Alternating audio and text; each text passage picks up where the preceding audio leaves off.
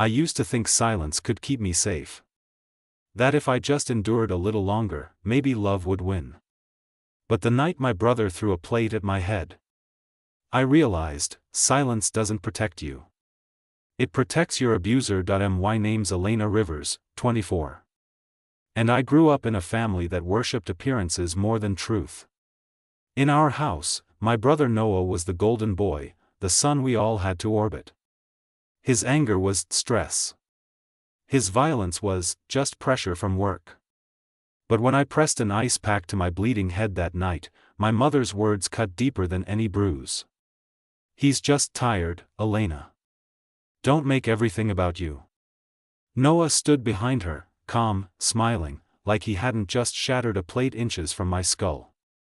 When I whispered, "Mom," he threw it at me, she sighed. You probably slipped. You've always been dramatic. My father didn't even look up from his newspaper. He's got a promotion coming. Don't ruin this for him. In that moment, I realized I could vanish in front of them, and they'd still find a way to make it my fault that I grabbed my car keys, but the world tilted sideways. My vision blurred. I knew I shouldn't drive. So I called for a rideshare and went straight to the ER. Doctor Serena Miles met me there, calm, steady, eyes that saw too much. She took one look at me and said, "You're lucky you came in." When she reviewed my file, her face changed. "Elena, this isn't your first concussion, is it?" I froze. "I'm just clumsy," I said. She didn't buy it. 6 ER visits in 2 years. Broken ribs, sprains, concussions, all accidents. You need to tell me the truth. For the first time, someone was connecting the dots I'd spent years trying to erase. Tears blurred my vision as I whispered, "He's my brother. They say he's just stressed." Dr. Miles' voice turned firm. "Stress doesn't throw plates. Stress doesn't break bones. This is abuse." She stepped out. When she came back, a police officer was with her, Officer Maya Torres. My phone started buzzing with messages. "Where are you? Stop being dramatic. Come home before you embarrass us." But as Officer Torres photographed my injuries, something inside me shifted. For the first time, I wasn't the problem. I was the proof. Doctor Miles said gently, "We're admitting you tonight. Security's been notified, your family can't visit." And for the first time in years, I could finally breathe. The next morning, Officer Torres came back with a folder. "We pulled your medical history. Inside were photos, x-rays, reports, my pain, catalogued in black and white. Broken wrist at 14. Fell off my bike. Concussion at 16. Sports accident. Fractured ribs at 19.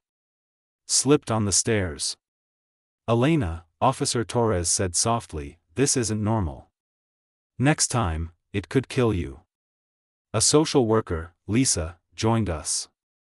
She revealed how my parents had intercepted doctors, intimidated nurses, even altered reports to protect Noah's image.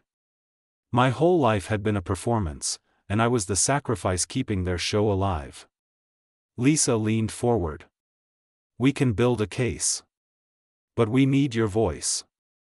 And for once, I wanted to use it. "I'll do it," I said, my voice trembling.